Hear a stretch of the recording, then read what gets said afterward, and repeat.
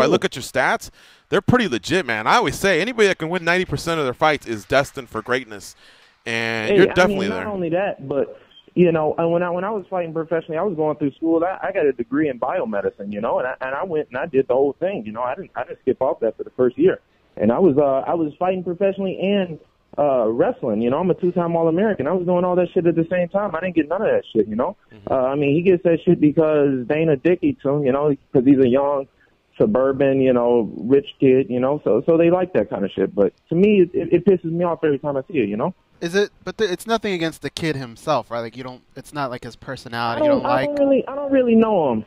You know, to me, I always had this shit. When I used to wrestle in college, you know, kids would be growing up wrestling since they were 3 years old. You know, I started at 16, so you know, I put a target on those kids back and I went after them. So, you know, that's what I'm gonna do to this kid. So he has a target on his back then, right? That's what I kind of brought up in the interview. I told him, I go, Sage, man, sometimes when kids have this success early on, they got a target on the back. Do you feel like that's just coming from you, or do you feel like a lot of other fighters will also feel that way?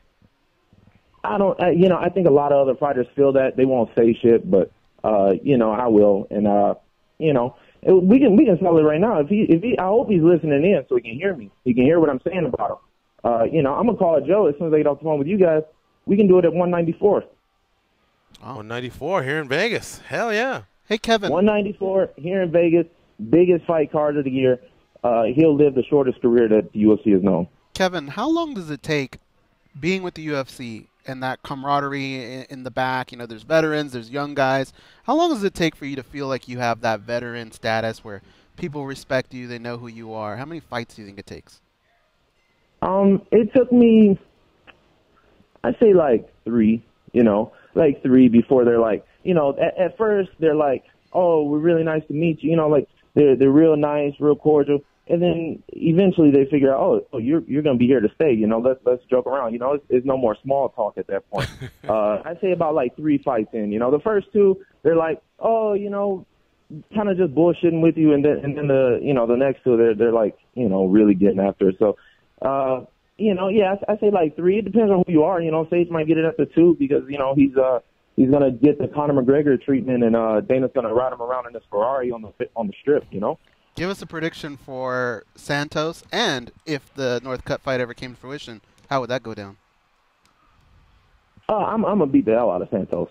You know, I'm gonna beat the hell out of Santos. You know, after the first minute, he's gonna realize he's not in there. He shouldn't belong in there. He's gonna go into defense mode. And, you know, I'm gonna beat the hell out of him and you know, make some good money. If Sage wants to fight, Sage, I think he shuts down after the first round. You know, I think as soon as they get in there, hit him a couple times, he shuts down. I don't think the kid's ever been through anything. You know, I don't know. I don't really know the kid. I just know he's a rich, privileged white boy. And, you know, as soon as he gets in there with a real fighter and gets some adversity thrown into his face, I think he's going to crumble. So, you know, I think I'm a better striker than him. I damn sure know I'm a better wrestler than him. So, you know, I think I can beat him everywhere.